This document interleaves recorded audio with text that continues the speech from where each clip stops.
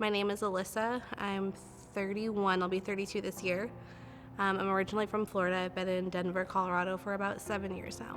When I was younger, as a little girl, I would say I wanted to be a mom. I think every little girl does that, playing with their baby dolls. When I got older, after the age, I would say, of 3, it's not something that I wanted to do. My childhood that I had was probably one of the worst things imaginable. It's not something that I would wish on my worst enemy. My first pregnancy was at the age of 19. I had a boyfriend. We had our own place. My little brother lived with me. His friends were always older or over. And just found myself pregnant, doing adult things, playing house essentially. Unbeknownst to me, my boyfriend also had 2 other girlfriends, and we all got pregnant at the same time. My mom was very excited that I was pregnant. My sister was pregnant at the same time. I told my mom and my grandmother. Those are the only 2 people that I told. And my mom naturally thought that I was going to keep the baby. I don't think she thought that an abortion was an option for me. Growing up, we grew up Catholic, so there were certain things that were instilled in us that we don't do. When I came to the decision of keeping the baby or not keeping the baby, it was a matter of, did I really think I could do it? Did I really think I could do it on my own? Did I really want to be entrapped in this lifestyle for the next 18 or so years, however long it was going to be? Did I want my kid to be subject to the same abuse that I was subject to? Not by my hand, but by family members, by my mom. I'm not saying that my mom intentionally would hurt a baby or anything like that, but being older, kids get their own personality, develop their own things. If they say something that she didn't like, would they get backhanded? Or because I had to work, who was I gonna leave the baby with? Was I gonna trust a complete stranger at daycare? How am I gonna pay for daycare? How am I gonna pay for all of these expenses? How am I going to buy all the things that you need to buy? How are you gonna buy a crib? How are you gonna get a car seat? How are you gonna buy baby clothes? They grow constantly. How am I gonna be able to cycle through this and feed everything?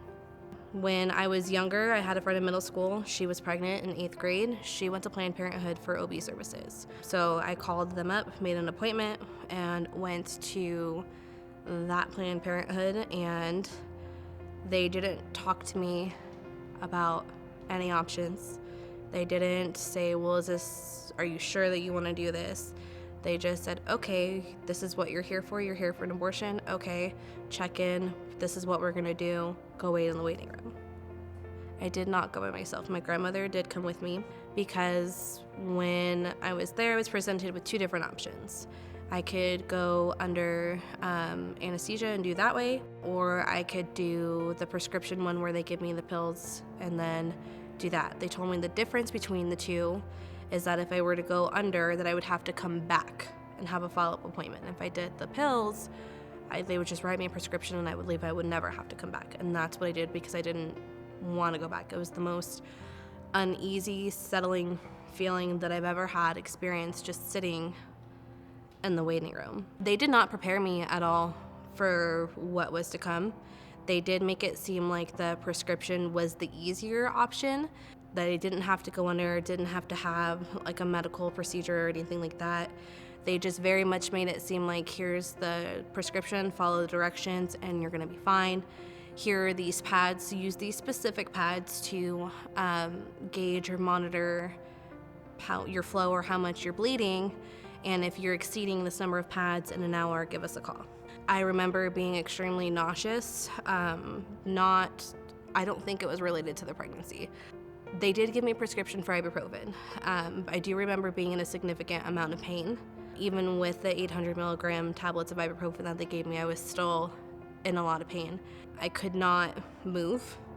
I could not get up on my own. I couldn't roll over.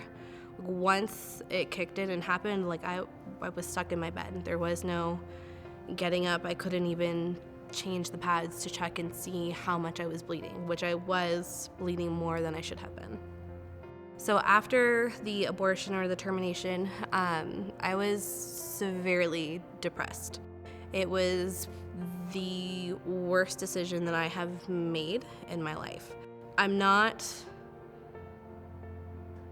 saying that you shouldn't have a right to choose whether or not you have an abortion, but I do feel like that there should be someone in your corner to really talk to you and say, hey, come alongside you. And how did you get here? How did you get to this decision? How are you sure this is the right decision?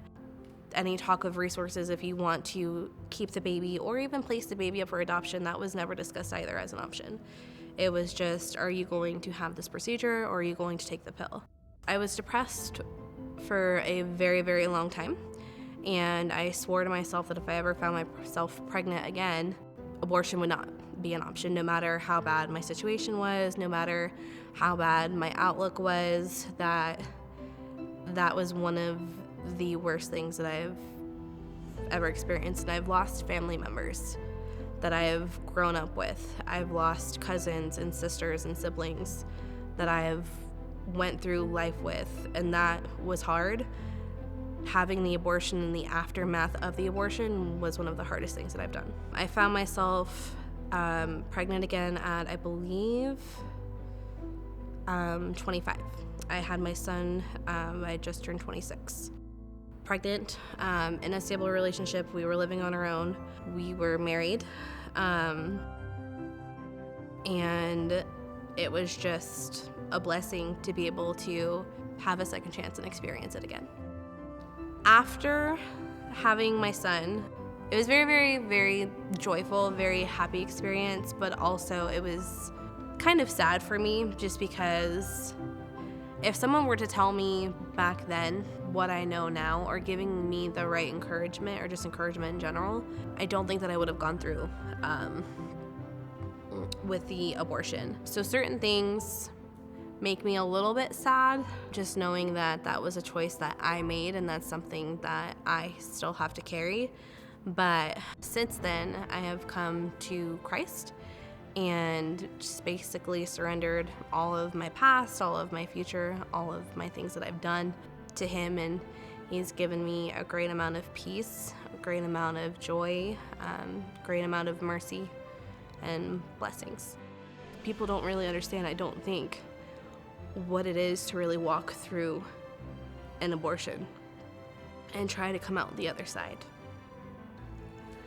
I wish someone would have told me that there are perfect strangers that love you enough to be able to be there for you and give you the things that you never had, or give you the things that you need in that moment, but you only have to ask for help.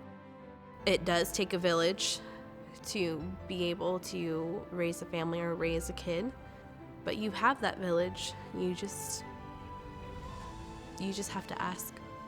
I would say no matter where any person goes, no matter what you've done, no matter how many abortions you may or may not have had, that it's never too late. It is never too late to turn around. It's never too late to pray. It's never too late to be able to just ask God to show you